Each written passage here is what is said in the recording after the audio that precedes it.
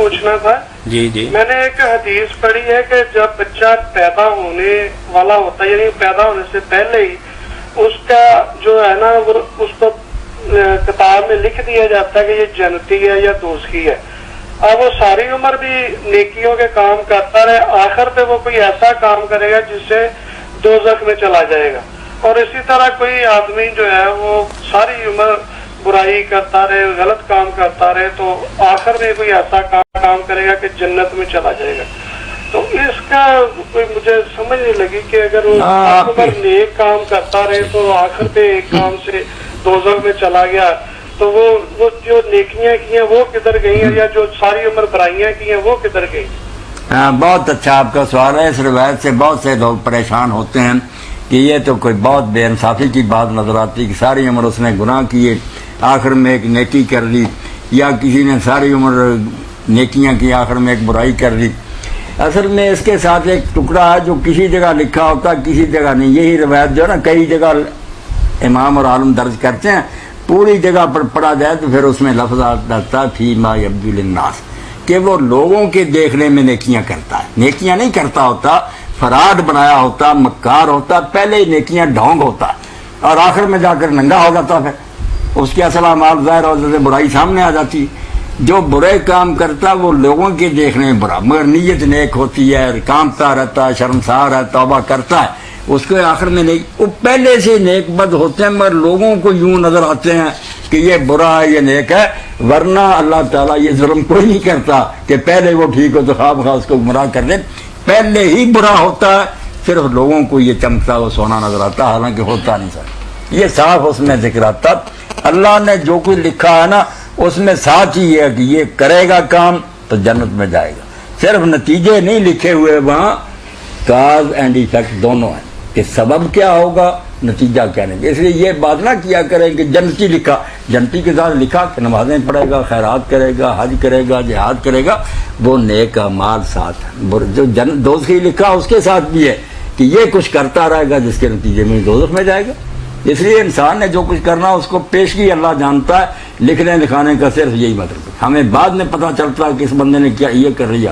اللہ اپنے علم سے پہلے جانتا. کرنا اس بندے نے، کرے گا تو دوزخی ہوگا، کرے گا تو جنتی ہوگا. اللہ کی طرف سے ظلم نہیں کسی پر ہوگا. یہ حدیث بہت اچھا آپ نے جواب دیا. ہاں، اور یہ بات جو ہے نا اس کا پس منظر بھی ہے میرے بھائی. چلو وہ بھی بیان کر دوں، آپ کو بھی یہ صدقہ اللہ دے گا ثواب کہ اللہ کے رسول علیہ السلام کے ساتھ ایک شخص جنگ کر رہا تھا. اتنی دلیری سے لڑا اور کافروں کو اس نے مارا کہ سارے صحابہ کہتے تھے یار اس طرح کی جنگ کون کر سکتا، یہ تو جنتی ہے. حضور نے فرمایا جہنمی ہے. اور وہاں حدیث پاک میں آتا لوگوں کے ایمان ہل گئے. کئی جو تھے قریب تھا کہ کافر ہو جاتے کہ یہ کیا اسلام ہے کتنی نیکی کر رہا، مگر ایک شخص پیچھے پڑ گیا کہ میں اس شخص کے ساتھ ساتھ رہوں گا. اللہ کا رسول کیوں یہ کہتا؟ دیکھا کہ اس کو زخم لگا، وہ برداشت نہیں کر سکا، اس نے کھنجر زمین میں گاڑا اور اپنے آپ کو اوپر لٹایا اور خودکشی کرنی، مر گیا. وہ آدمی دیکھنے والا آیا، اس نے کہا اللہ کے رسول تو سچا، تو اللہ کا پیغمبر ہے.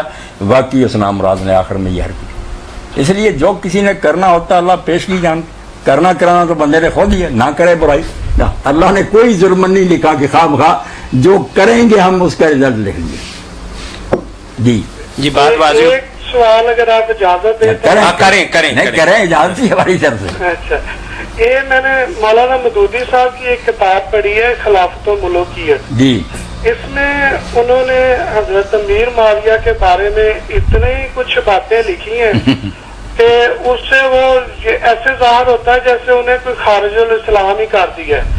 لیکن وہ ساتھ میں رضی اللہ بھی لکھتے جا رہے ہیں، یعنی جو نیک صحابہ ہیں ان کے ساتھ بھی رضی اللہ اور جو غلط کام کر رہے ہیں ان کے بھی ساتھ رضی اللہ. یا تو انہیں رضی اللہ نہ لکھے یا پھر انہیں کہیں کہ جی یہ غلط ہے، غلط کو بھی رضی اللہ اور صحیح کو بھی رضی اللہ. اس پہ تھوڑی سی ذرا. بڑی اچھی بات ہے، آپ کی باتوں سے ہم بھی انتر ہے تو صورتحال ایسی کہ یہ جو حضرت معاویہ رضی اللہ تعالیٰ عنہ ان کے وکیل جتنا چاہے دفاع کر رہے ہیں نا، بڑے بڑے علماء جو مانتے ہیں کہ یہ بہت بادشاہوں میں سے اچھے ہیں جو بادشاہ ہیں مسلمانوں میں، مگر ولہ حنات ان سے بہت غلط کام ہوئے ہیں، یغفر اللہ لنا ولہ، اللہ اسے بھی معاف کرے اور ہمیں زیادہ سے زیادہ رعایت یہ دی امام ذہبی نے کہ کام برے کیے ہیں، اللہ معافی۔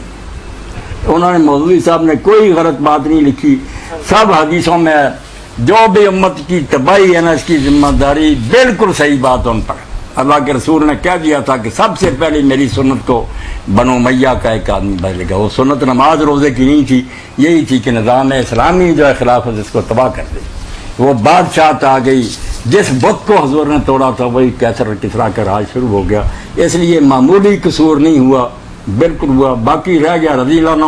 یہ دعا ہے ہر مرنے والے کے لیے، یہ صحابہ کے لیے بھی کوئی مخصوص نہیں، آپ بھی سمجھ لیں۔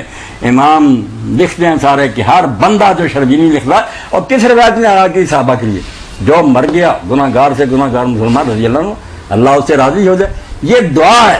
ماضی جو بیوقوف میں اللہ راضی ہو گیا، اہم خبر ہو غفر اللہ علیہ رحمہ اللہ، یہ دعائیہ جملے ہوتے ہیں کہ اللہ اس پر رحم کرے۔ اب وہ کرے نہ کرے، ہمارا کام یہ ہے کہ جو جا چکا دنیا سے ہم کہیں اللہ اس سے یار راضی ہو جائے تو بڑی اچھی بات ہے، معافی دے سکتا۔ یہ نہ کہیں کہ اچھے کے لیے برے کے لیے نہیں، سب کے لیے۔ آپ اگر پڑھیں حدیث کی کتاب میں فقہ کی، ابو حنیفہ رضی اللہ عنہ، مالک رضی اللہ عنہ، ہمارے دور میں امام احمد رضا کے نام کے ساتھ رکھتے ہیں رضی اللہ۔ یہ جنگ بازار میں ہمارے شیخ مولانا سردار محمد صاحب کے ساتھ نہیں، ان کے ساتھ بھی لکھ سکتے ہیں، مولانا نذیر احمد صاحب کے ساتھ رضی اللہ، یہ دعا کہ اللہ اس سے خوش ہو جائے۔ یہ کوئی ٹھیکہ نہیں صحابہ کا، نہ دین میں کہیں آتا، لوگوں نے اپنی طرف سے یہ اس طرح کر لی۔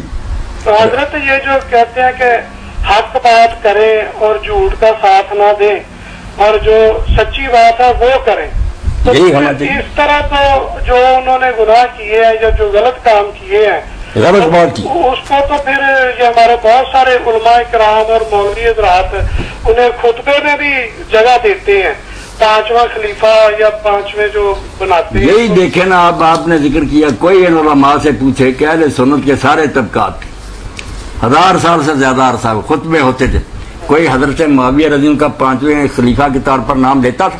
کوئی کتاب ہے جس میں یہ کہا گیا 4 خلیفے سے ساری امت جانتی تھی کہ 30 سال کے بعد حضور نے فرمایا خلافت ختم ہے، پھر ملک عزوز ہے، ظالم بادشاہ، یہ تو رسول اللہ فرما گیا۔ اب ضد میں کوئی سپاہ صحابہ بن گیا، کوئی سپاہ محمد بن گیا، مسلمانوں کی گردنیں اتار رہے ہیں اور جنت لے رہے ہیں، بالکل ظالم ہے۔ حضرت معاویہ کے لیے زیادہ سے زیادہ وہی کہنا چاہیے جو ذہبی کے میں نے پڑھ دیا کہ اللہ انہیں معاف کرے، ان کے قصور بخشے، کوئی ان کا دفاع نہیں کرنا چاہیے۔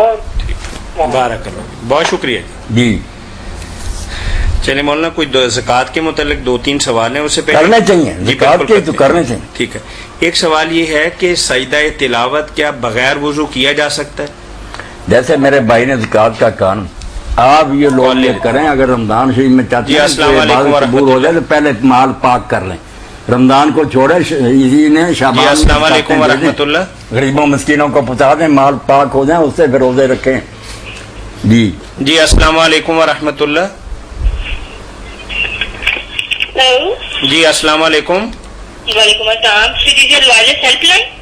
جی نہیں، یہ تو دینی پروگرام ہے ایک۔ Thank you.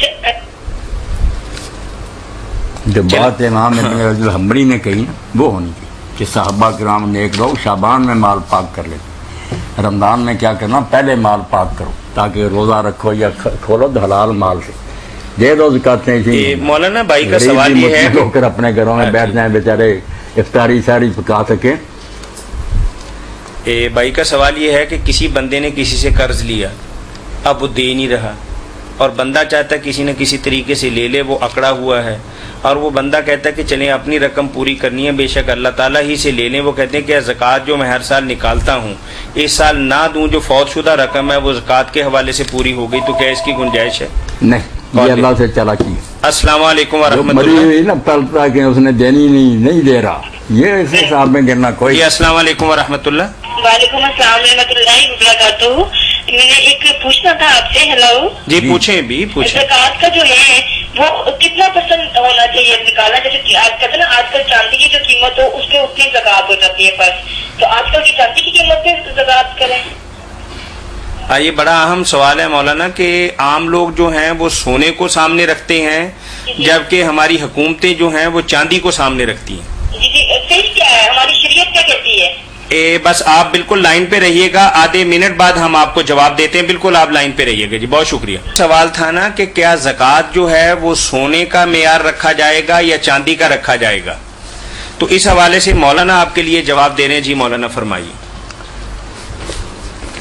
چاندی اور سونا ہی اگر آپ کے پاس ہے نا, تو پھر تو نصاب نہیں بدلنا, نہ کسی اور طرف دیکھنے کی ضرورت ہے. چاندی 52.5 تولہ یا اس سے زائد ہو, سونا 7.5 تولے یا اس سے زائد ہو. اور اگر سونا چاندی نہیں, آپ کے پاس روپے ہیں, نوٹس ہیں, بانڈ وغیرہ, تو وہ پھر دیکھ. جی السلام علیکم. وہ مولانا جواب دے رہے ہیں, آپ کے لیے جی سنیے, شروع سے دے دیں مولانا. کہ اگر آپ کے پاس چاندی ہے یا سونا ہے تو پھر نصاب ایک دوسرے سے تبدیل نہیں کرنا. چاندی 52.5 تولہ یا اس سے زیادہ ہو تو زکوٰۃ پڑے گی. سونا 7.5 تولے یا اس سے زائد ہوگا تو پھر زکوٰۃ عائد ہوگی. میں بتاتا ہوں, وہ اس کا آپ بازار سے ریٹ لگوائیں گی. جو خالص سونا اس کا, اس میں سے سونار سے پتہ کریں کہ جو اس میں ملاوٹ ہے نا وہ کاٹ دے, اس کی پالش وغیرہ بھی کاٹے. جو خالص سونا ہے وہ نکلے اگر 7.5 تولہ یا اس سے زائد, تو پھر بازار میں اس کا موجودہ ریٹ جو وہ لگوا کر اس کا 1/40 یہ دیں گے. 2.5% آپ. ہاں 2.5%. پیسے کے بارے میں صحیح بات یہ کہ سونا جو ہے نا 7.5 تولے جتنے کا وہ آتا نا, اتنے پیسے جس کے پاس ہے نا وہ زکوٰۃ دے. جس کے پاس اس سے کم ہے, مثلا اگر سونا آج 5,000 کا آ رہا ہے, 25,000 کا, تو حساب لگائیں کہ 2 لاکھ ہی بن گئے. تو جس کے پاس اتنے نا وہ زکوٰۃ دے. دوسرے سب کو معافی ہے.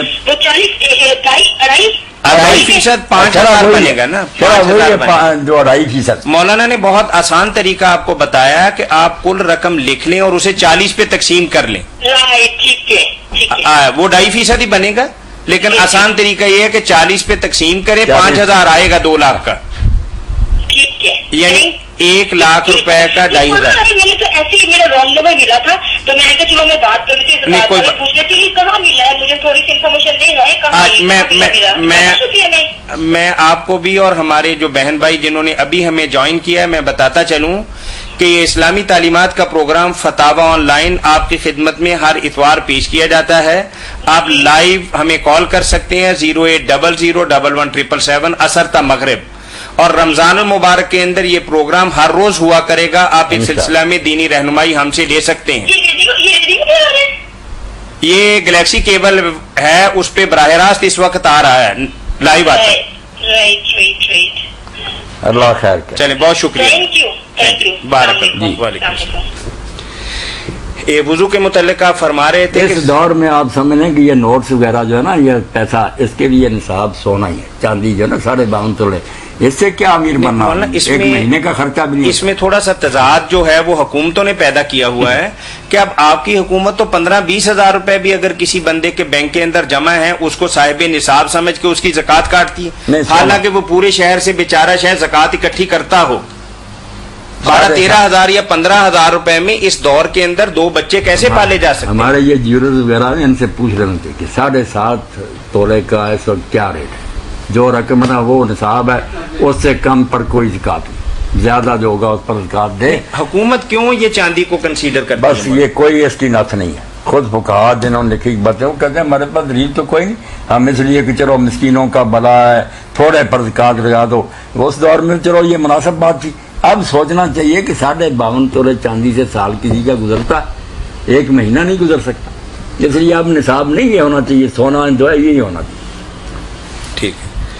اچھا مولانا, آپ نے کیا فرمایا کہ اگر کوئی بندے نے کسی سے قرض لیا ہے اور وہ دے نہیں رہا, تو جس کے بارے میں میاں طاہر صاحب جانتا نا بندہ کہ یہ مرا ہوا ہے, اس نے نہیں دینا اور بالکل دینے کے لیے, اس کو اگر زکوٰۃ میں کنسیڈر کرے نا تو یہ اللہ تعالیٰ سے دھوکہ ہے, فریب ہے. یہ زکوٰۃ وغیرہ کوئی نہیں ادا ہوگی.